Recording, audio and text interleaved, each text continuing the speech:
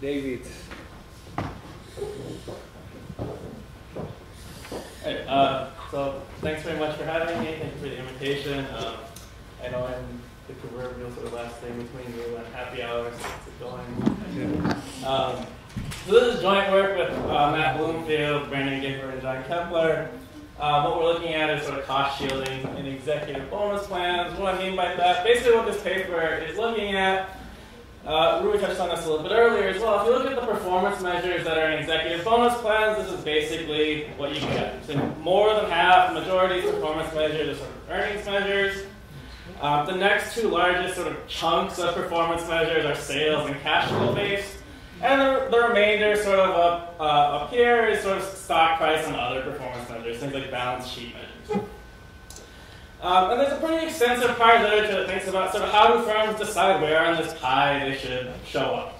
And in particular, how do firms think about whether they should be in sort of this yellow earnings piece versus some other pieces of this pie. So for example, a lot of this earlier literature thinks about, should I pay my executives based on earnings versus stock price?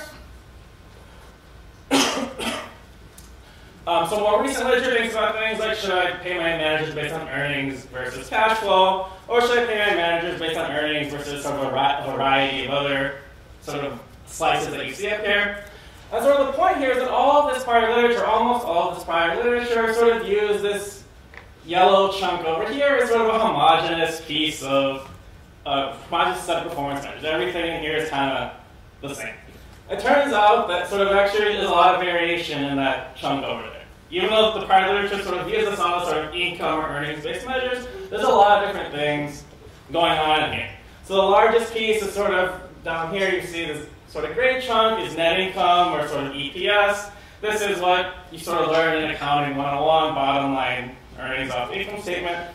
Everything else up here, sort of all this stuff up here is stuff that sort of sounds like earnings. The E in all these performance measures is earnings, but it's not really net income. It's been adjusted for something. It's pulling out various things. So for example, the biggest chunk up here, EBIT, what is that? This is earnings before interest and taxes. This is sort of something that's fundamentally different from net income or bottom line earnings.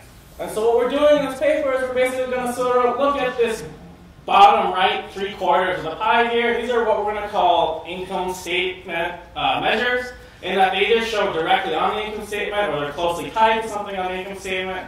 And we're going to think about how do firms sort of select between these different performance measures, between these income statements.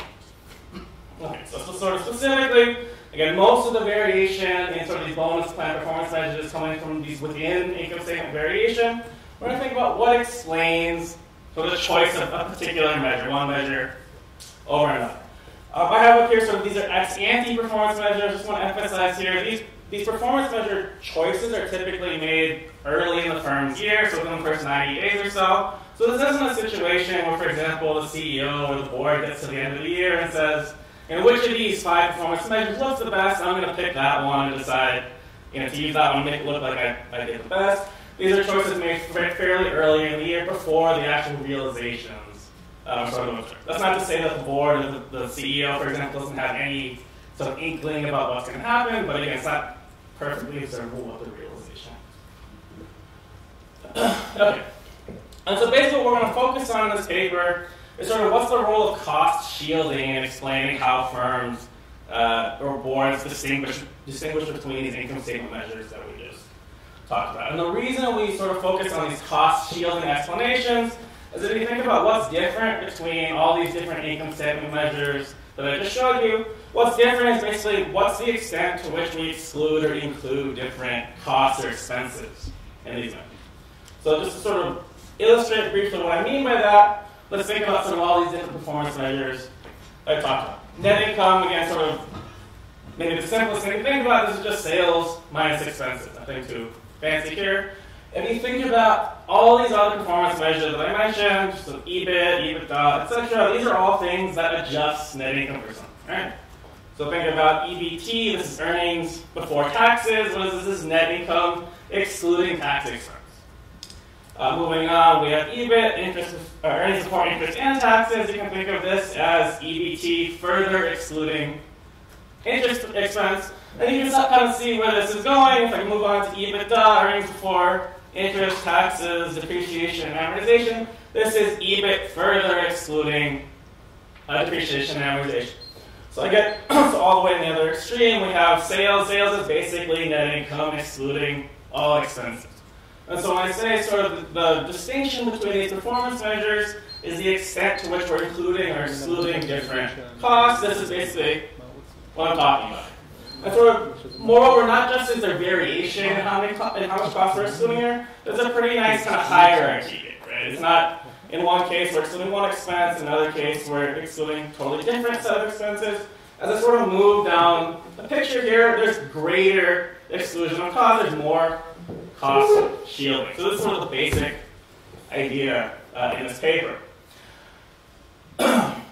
Anecdotally, firms think about this, or at least some firms think about this pretty carefully when it comes to picking specific performance measures. This is an example from Macy's Epoxy a couple years ago. Basically what they're saying is the compensation committee selected EBIT as a performance measure.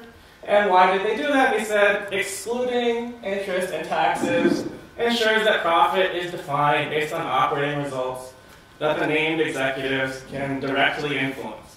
So in other words, basically what they're saying is we picked EBIT, not sort of haphazardly or randomly, we picked EBIT because we think it's sort of a better performance measure. It's going to lead to a more efficient contract. And that sort of leads into basically our major question in this paper. Do boards use sort of this idea of cost shielding to improve contracting efficiency? And we're going to look at this question in sort of three basic settings. The first, we're going to look at sort of if boards use cost shielding to sort of shield executives from noisy costs. This is a pretty sort of classic prediction in the contracting literature. Nothing sort of earth-shattering here. So one of the reasons we start by looking at this is because this has been looked at in a lot of different settings, because it's sort of widely established. This helps validate our empirical cost shielding measure. If we found absolutely nothing with noisy costs, we might be concerned with sort of the way we're thinking about things, the way we're constructing our variables might be a little bit flawed.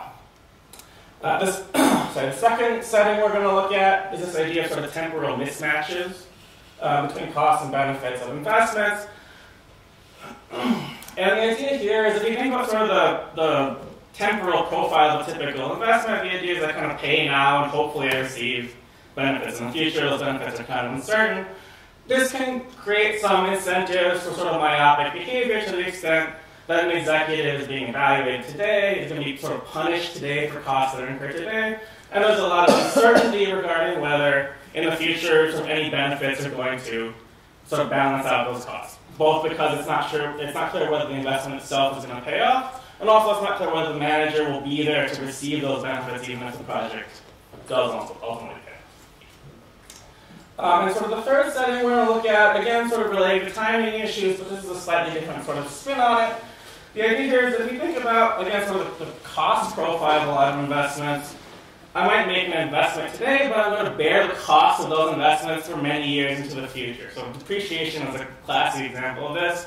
If I buy something like a machine or a piece of equipment today, I might be depreciating it over the next 10 years. The manager might not be there for the next 10 years, and so a sort of common situation is that a manager who's hired today might sort of inherit a lot of these, some kind of sunk or legacy costs from previous management. And to the extent that sort of these historical costs are not particularly informative about the manager's actions, or the current manager didn't have control over those investments, then it makes sense to shield the executive from those costs as well. So we're basically going to look at whether boards use cost shielding to sort of reduce the contracting friction from these three different settings. As far as what we find, basic answer is yes. Okay. So noisy costs, yes, we find more cost shielding when expenses are more volatile. For the temporal mismatches, we find more cost shielding basically for younger firms, in terms of more growth opportunities, more newer products, things like this. Basically firms that sort of have more new investments going on. And regarding sort of legacy costs or costs tied to previous management, we find more cost shielding for executives earlier in their tenure. Or those cost shielding decreases with executive tenure. Okay, so those are sort of the main findings of the paper. I want to talk a little bit more about sort of where we get there, what we're measuring specifically. In terms of measuring cost shielding, what we do here, we're using the same incentive data here that Rue was talking about earlier. Basically what we do is for each performance measure included in a bonus plan, we assign it to this categorical variable based on the level of cost shielding present in that performance measure. So this is sort of similar to the hierarchy I showed you before. Net income, we said sort of has zero cost shielding and includes all expenses. We say net income is 0. EBIT excludes more costs than net income. We say EBIT is 1. EBITDA excludes more costs than EBIT. We say EBITDA is 2, and so on down to sales is number 3. For the purposes of this analysis, I've left out EBT or pre-tax income. That's just because that's the sort of rarest performance measure in our data. We've also run sort of everything, including that, and our inferences are basically the same. Okay, so what we do, once we have these categorical variables for each individual performance measure in the bonus plan, is to create a firm year sort of summary cost shielding measure, we take the firm year average of these things. So you can see a couple examples down at the bottom here. If a firm is paying its CEO based purely on net income, the firm year average would be 0. If it's paying the CEO purely based on sales, we would say that the cost shielding is 3. And sort of if the firm is paying the CEO based on both sales and net income, we're going to take the average. That's sort of the 1.5 that you see here, the average of 0 and 3. This is basically sort of implicitly assuming equal weighting between the performance measures in the bonus plan. We recognize this as sort of a fairly simple, crude assumption. We do a bunch of robustness tests, which hopefully I'll time to talk about a little bit more later, to sort of hopefully show that that's not a critical assumption in what we find. So we use a lot of other sort of variable constructions here to show that even if we use these maybe more sophisticated or accurate constructions, we still get the same basic results. Okay, so what do we do sort of in terms of empirical tests? Nothing too fancy here. Basically, we're going to take this summary cost shielding measure that I mentioned, and we're going to regress it on sort of a variety of measures of contracting value in each of sort of the 3 dimensions that I mentioned before. Noisy costs, temporal mismatches between costs and benefits, and sort of these legacy costs or uncontrollable costs. In addition to that, so that's sort of equation 1 up here. In addition to that, we're going to regress indicators for the individual performance measures. So an indicator for whether the firm uses a sales metric, an indicator for whether the firm uses an EBITDA metric, and so forth. Sort of equation 2 up here. The reason for that is it gives us a little bit more insight into where specifically are our results coming from with regards to our summary cost shielding measure. So are we finding sort of changes in cost shielding because of changes in sales usage, changes in EBITDA usage, and so forth?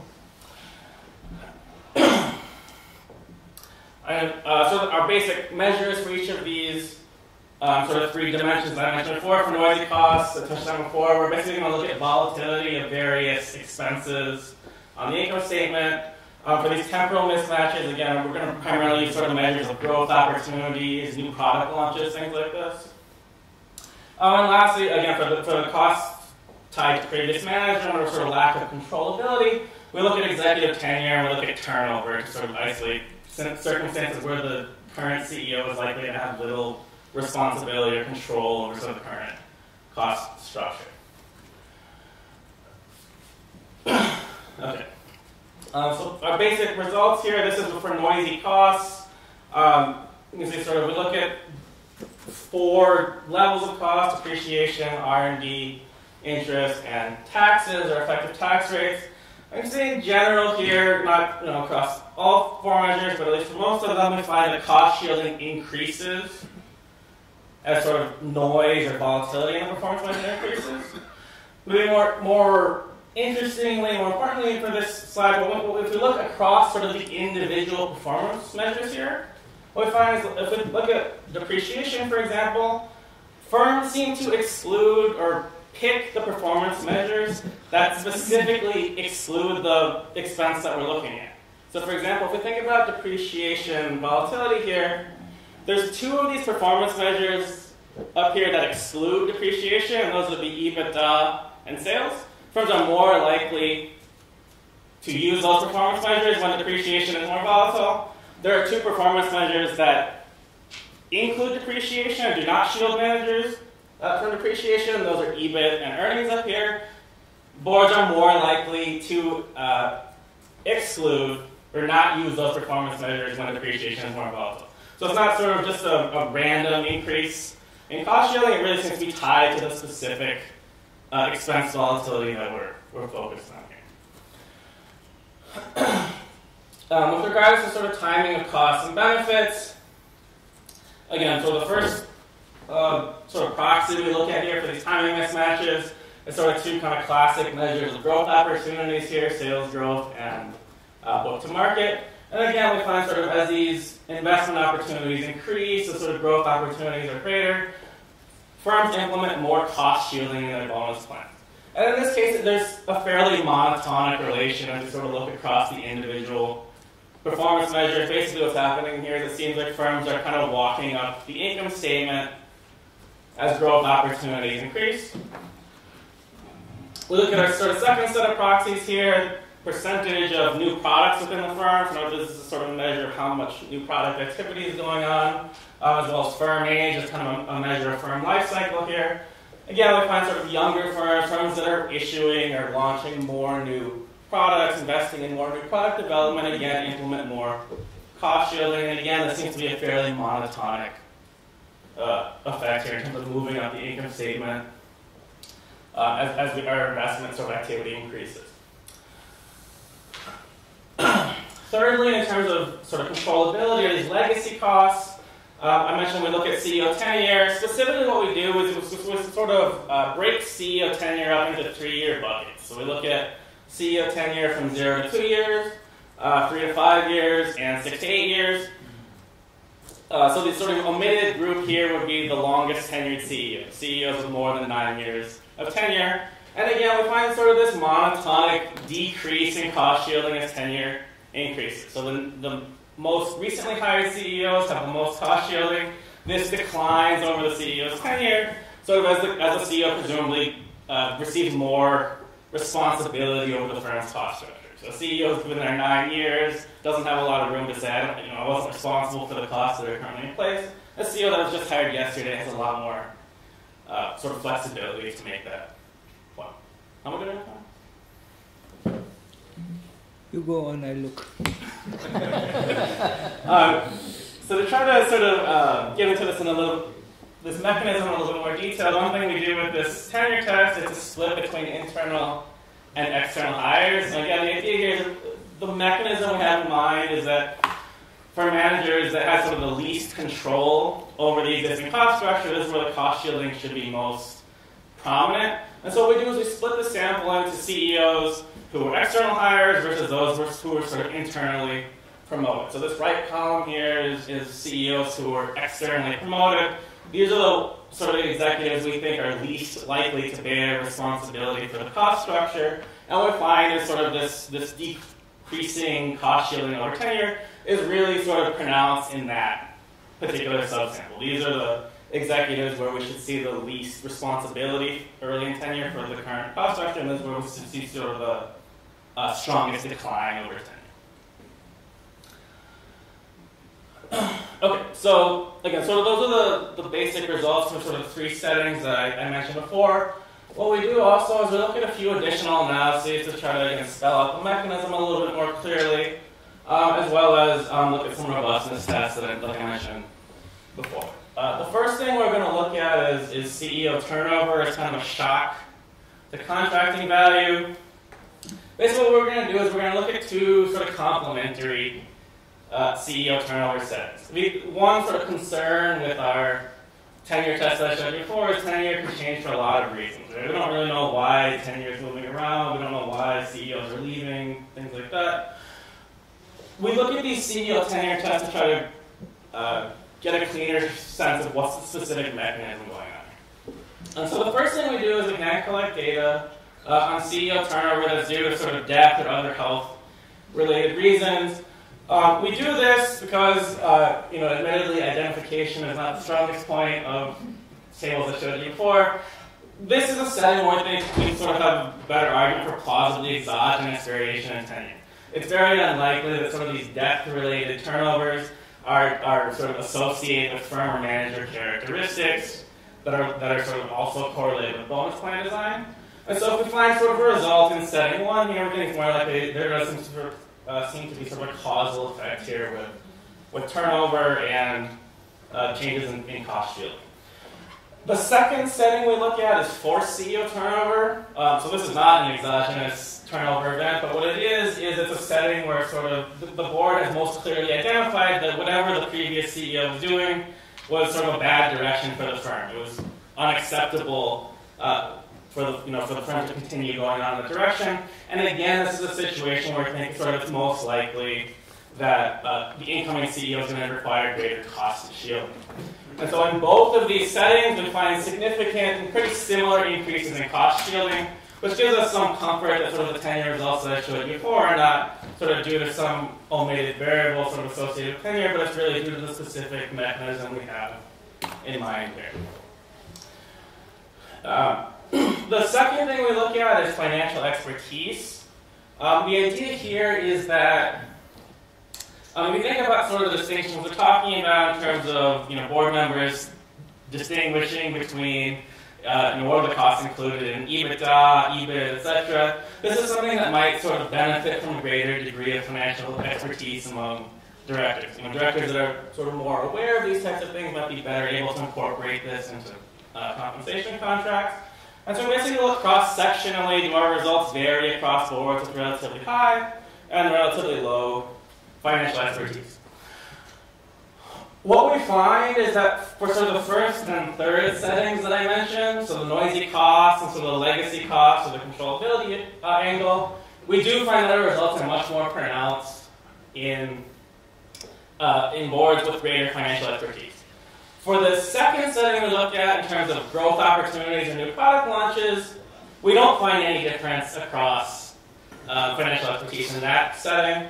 And sort of one thing we think is kind of going on here, maybe going on here, is if you think about or you look at what's driving our results in the first and third settings, it's really this substitution between different earnings-based measures. So it's firms selecting, for example, EBITDA instead of EBIT and substituting one for another.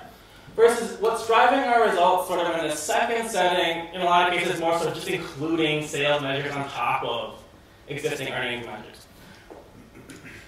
And so, one interpretation of our results here is it requires relatively little sophistication to say, well, I'm a growing firm, I better pay my manager based on sales.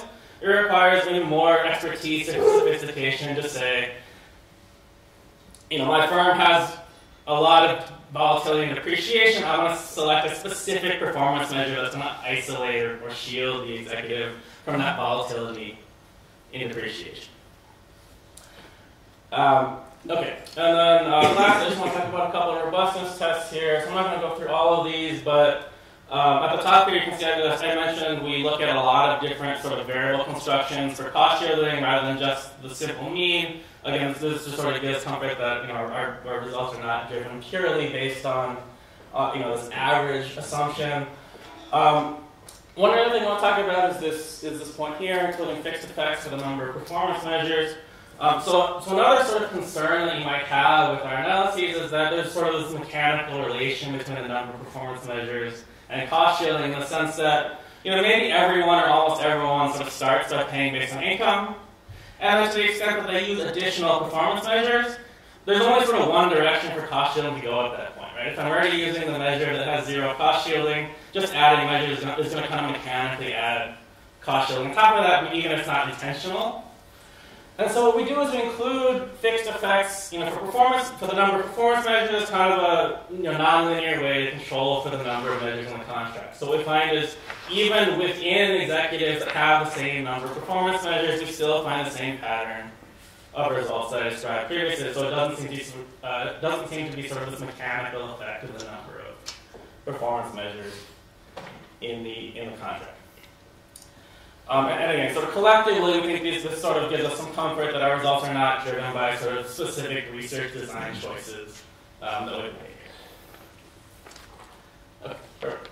So just to wrap up, so what do we do here? We show that there's substantial sort of heterogeneity or differences in the performance measures that prior literature sort of classified as earnings-based or income-based.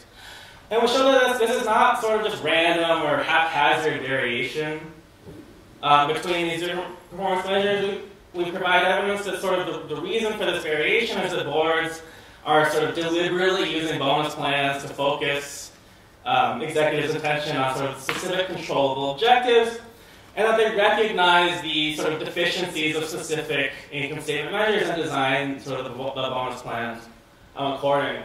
We also think that this sort of highlights an unexplored or underexplored benefit of directors' financial expertise, namely that sort of this financial expertise, at least in a couple of settings we look at, seems to enable more efficient contracting, which is sort of a different angle compared to the prior literature that mostly focuses on sort of directors' financial expertise as serving a greater monitoring role rather than sort of this incentive compatibility side.